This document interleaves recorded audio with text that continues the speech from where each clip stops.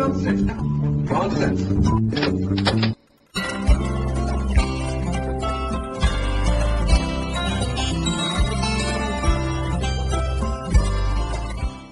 Welcome to another edition of Voices of the Writers, a reading of poems, vignettes, and stories for the Eat, Sleep, Write podcast.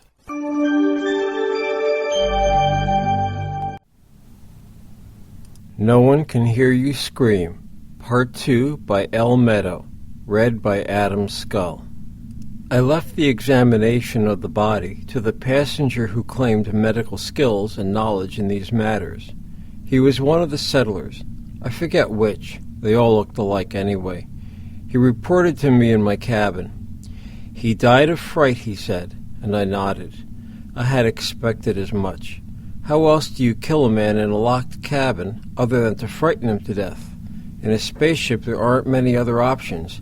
It isn't possible to introduce an agent into the air or water, not unless you want to kill everybody on board.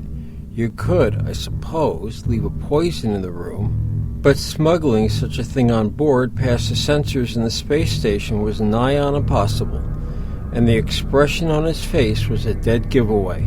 The only question remaining was, what had frightened him so? The ship settled into a new uneasy routine. Death was not uncommon in space, even murder was not unknown, but this was different. Stories swirled around like dry leaves whispering in corners. Other small incidents, under normal circumstances that would have been unnoted, took on significance. The air recycling unit leaked water into Life Pod 10. There was a miscounting in the food store, and several packages of delicacies for the paying passengers had disappeared. Petty theft on the dock was usually held responsible, if not incompetent. But not here, not now. An alarm kept sounding on the command panel on the flight deck, but no source of the problem was found.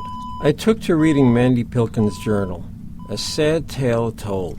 A man, a wife, a daughter, mining an asteroid orbiting one of the moons of Beta Kappa 5. An unspoken law of space is that you always help when need arises, for one day it may be you in trouble.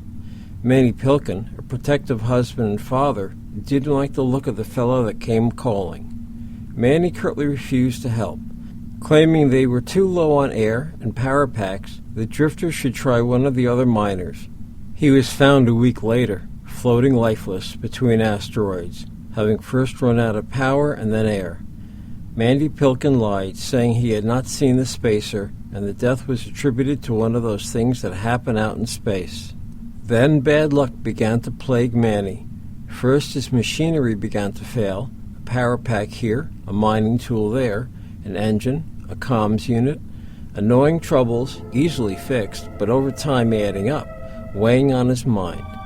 Then his daughter was trapped in a malfunctioning airlock, a power pack to blame again. When they got her out, his daughter was insane with fear. His wife returned to Beta Kappa 5, leaving Mandy Pilkin alone on the asteroid. She was killed when the braking system malfunctioned on an elevator, plunging her to her death. His daughter remained locked up in an asylum. Eventually, Manny lost all his equipment. No one would buy his claim, saying it was haunted. Broken, he returned to Beta Kappa 5 to start over. For a time, all was good. Sympathy for Manny's plight had led to jobs, but trouble followed him. He went through job after job, being asked to leave time after time. No one wanted to be near Mandy Pilkin. Equipment failed, power packs mysteriously drained or leaked, air units malfunctioned. Eventually, his daughter was found dead in the hospital, a look of terror on her face. Manny's family pooled their resources and sent him off planet.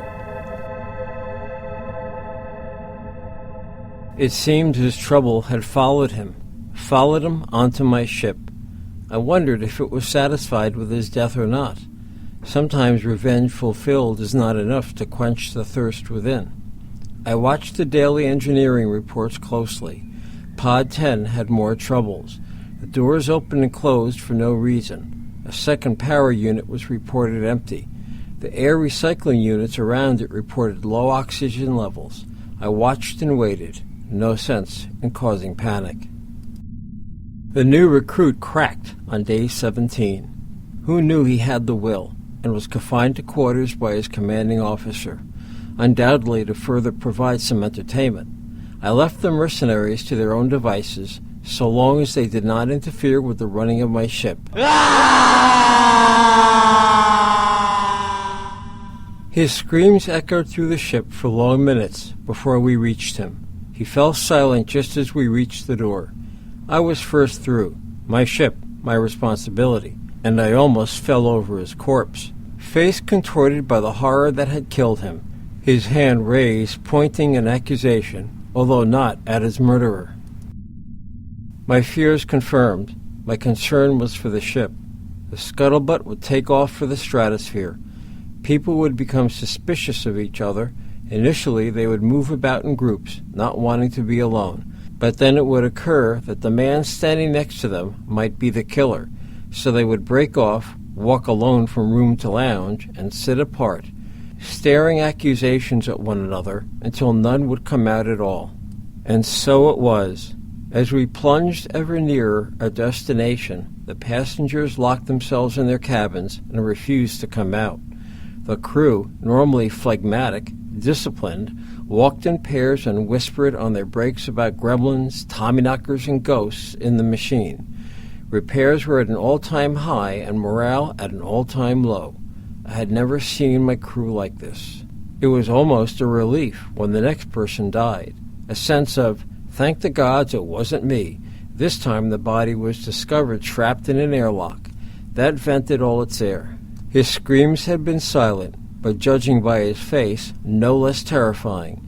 The crew looked askance at me, expecting me to have answers to keep them safe, to find the boogeyman under the bed. I had none. I was as in the dark as they were. A man had brought his troubles to our door, and they had stayed. Exorcism out of the question. Faster and faster they fell. One froze, one choked, 5 terrified to death. One cut his throat. I assumed to avoid the terror, another 3 ran out of air. 1 then 2 parapacks failed, killing another 10 with radiation, until us few remained. I put the ship on autopilot. Who could I trust to fly her?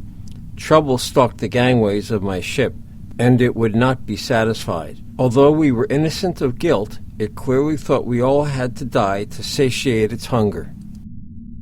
I did not wish to oblige, but I suspect that it wanted to keep me for the last, to increase my terror, watching death approach. Little did it know, I already suspected I knew the answer to what went undetected on my ship. I knew her, you see, knew her every sound, and knew how much water circulated her system, how much air she breathed. I did the calculations 100, no 1,000 times, and I was not wrong. Trouble had come aboard and hidden in Pod 10. Not a man, the numbers were wrong for that, but a life force, of that I was certain, a vengeful one to destroy everything who had aided Mandy Pilkin from Beta Kappa 5. And I knew it had kept me for last. I alone had befriended him, after a fashion. In the end, my greed would kill me. His family had sent him away well provided, and I had my eye on his purse. These gambling debts did press so. And so I had talked, cajoled, and flattered him into those midnight games, and I was slowly winning all his wealth. I wander my ship alone, wondering when it will come. I know that when it does, I will scream, just like all the rest, and it will hear me, as it heard the others. I wander my ship alone, evading the hunter, for there is no escape. I will have my revenge, and when my ship plunges into the sun, we will see who screams first.